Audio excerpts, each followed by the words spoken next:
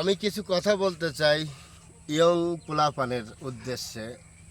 এই যে আপনারা ইয়ং পোলাপান, আপনারা যে লেখাপড়া ঠিক মতো করেন না আর কাজ কাম ঠিক মতন করেন না, বাবার থেকে মার থেকে প্রতিদিন টাকা পয়সা নিয়ে এই যে খরচ করেন আর প্রতিদিন এই টাকাগুলি উড়ান, আপনারা কি একবার খোঁজ নিয়ে দেখছেন যে আপনার বাবা কিভাবে রোজগার করে এই টাকাগুলি? একটাবার খোঁজলে দেখেন নাই। আপনার মা কিভাবে টাকাগুলি আপনাদেরকে দেয়, একটাবারও আপনার মায়ের কাছ থেকে খবর নেন নেই। এই টাকা আপনি এখন বুঝতেছেন না, এখন বাবা আছে তাই। যখন সংসার কিংবা কোনো দায়িত্ব আপনার ঘাড়ে পড়বে, তখন কিন্তু আপনি কামাই করতে গেলে বুঝতে পারবেন যে আসলে কামাই করে টাকা উপার্জন করা কত বড় কষ্ট আর কত খাটনি। অনেক লাঞ্ছিত হওয়া লাগে, অনেক মানুষের কথা শুনতে হয়।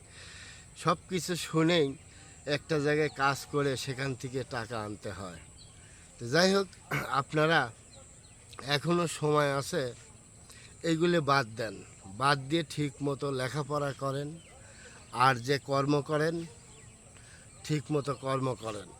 তাহলে দেখবেন যে আপনার বাবারও কষ্ট হবে না, আপনার মারও কষ্ট হবে না, এবং আপনিও ভালো থাকবেন।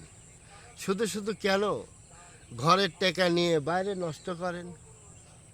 লেখাপড়া করতে দিয়েছে বাবা মা অনেক আশা করে, আপনাদের উপরে অনেক আস্থা রেখে, কিন্তু একবার মনের থেকে বলেন, আপনারা কি আপনাদের বাবা মা সেই বিশ্বাসের কোনো মর্যাদা আপনারা কি রাখতে পেরেছেন? কখনোই পারেন নাই।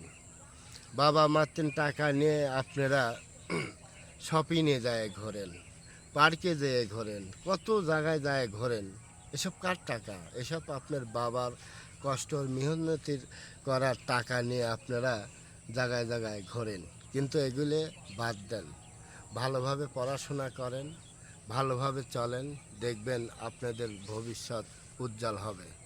আর যদি এইরকমই হতে থাকে, তাহলে একদিন দেখবেন যে আপনাদের ভবিষ্যৎ অন্ধকার হয়ে গেছে।